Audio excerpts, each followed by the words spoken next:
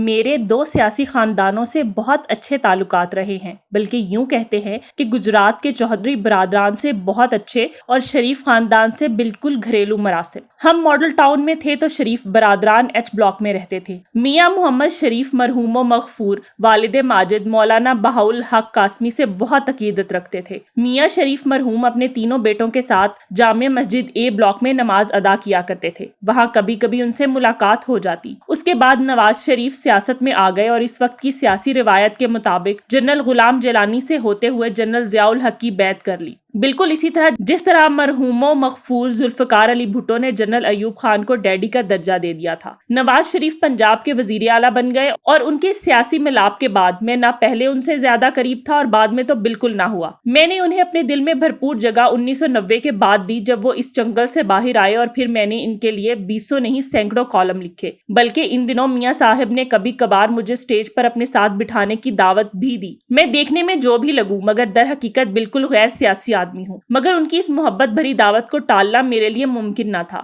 میاں صاحب میرے گھر پر بھی 2-3 مرتبہ اپنی مرحوم بیگم کے ساتھ تشریف لائے، اور وزیر اعظم ہوتے ہوئے بھی ایک دن اچانک میرے دفتر معاصر خود ڈرائیو کر کے کسی کو اطلاع دیے بغیر تشریف لے آئے۔ ایک مرتبہ مجھے فون آیا کہ قاسمی صاحب آپ کہاں ہیں؟ میں نے بتایا الحمرا آرٹس کونسل میں ہوں، ذرا عجز و انکسار ملاحظہ فرمائیں، میں اس وقت مال روڈ سے گزر رہا ہوں، اگر آپ فارغ ہو تو کچھ دیر کے لیے حاضر ہو جاؤں۔ اب اس ادا پہ کون نہ مر جائے اے خدا۔ چنانچہ تشریف لائے اور الحمرا کا عملہ وزیر اعظم کو اچانک اپنے درمیان پا کر بے پناہ خوش ہوا۔ جب انہوں نے اسٹیبلشمنٹ سے ٹکر لی اور پھر اس کی وجہ سے ناکردہ گناہوں کی سزا بھگتی تو میرا دل بجھ کر رہ گیا۔ میں انہیں جیل میں بھی ملنے گیا۔ واضح رہے، چور چور، کرپٹ کے نعروں میں اگر 1% بھی حقیقت ہوتی تو میں نواز شریف کو کب کا چھوڑ چکا ہوتا، مگر میں کل بھی ان کے ساتھ تھا، آج بھی ان کے ساتھ ہوں، اور اگر کل بھی وہ اپنے اصولوں پر اسی طرح قائم رہے تو میں کل بھی ان کے ساتھ ہوں گا۔ ان کے برادر خرد میاں شہباز شریف سے بھی میرے بہت دوستانہ تعلقات رہے ہیں، ان دنوں بھی تعلقات ہیں۔ اب آتے ہیں پنجاب کے دوسرے سیاسی خاندان کی طرف۔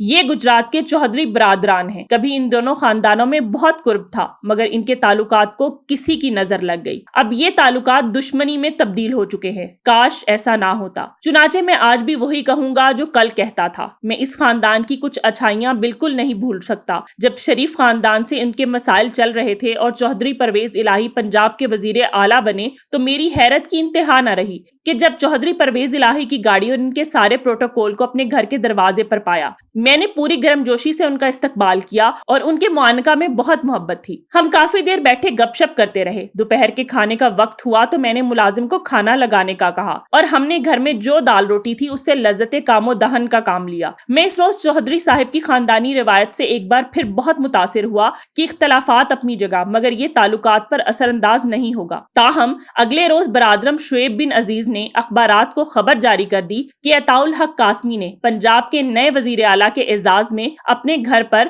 ظہرانہ دیا، مگر میری بدتمیزی ملاحظہ کریں کہ میں نے اگلے روز یہ خبر اخبار کو جاری کی کہ یہ کوئی خصوصی ظہرانہ نہیں تھا، کھانے کا وقت تھا، چودھری صاحب نے مجھے اعزاز بخشا کہ میرے ساتھ کھانے میں شریک ہوئے۔ میں کیا کرتا، شریف خاندان سے میرے دیرینہ محبت بھرے تعلقات ہیں۔ اس موقع پر اس خبر کی اشاعت 2 کشتیوں میں پاؤں رکھنے کے مترادف تھی جو میری جبلت ہی میں شامل نہیں۔ چودھری برادران کی اس طرح کے بہت سارے شکریہ مجھ پر واجب ہیں۔ چودھری ظہور الہی کے بعد اس خاندان کے انتہائی قابل احترام بزرگ چودھری شجاعت حسین میرے والد ماجد کی وفات پر میرے گھر تعزیت کے لیے تشریف لائے۔ میں گھر نہیں تھا، دوسری مرتبہ تشریف لائے، میں اس بار بھی موجود نہیں تھا، فاتحہ خوانی کر کے چلے گئے اور کبھی اظہار بھی نہ کیا۔ ایک بات اور، ہر طرح کے حالات میں ہم ایک دوسرے کی خوشی اور غمی میں شریک ہوتے رہے ہیں اور کبھی ہم میں سے کسی نے ایک دوسرے کو غیر نہیں سمجھا۔ میں جب پی ٹی وی کا چیئرمین تھا، چودھری پرویز الہی نے ایک جینوئن آرٹسٹ کے لیے سفارش کی جس کی تعمیل میں نے وقت نہیں لگایا۔ یہ قصہ بہت طویل ہے مگر کالم ہی ہونا چاہیے، جواب مضمون نہیں۔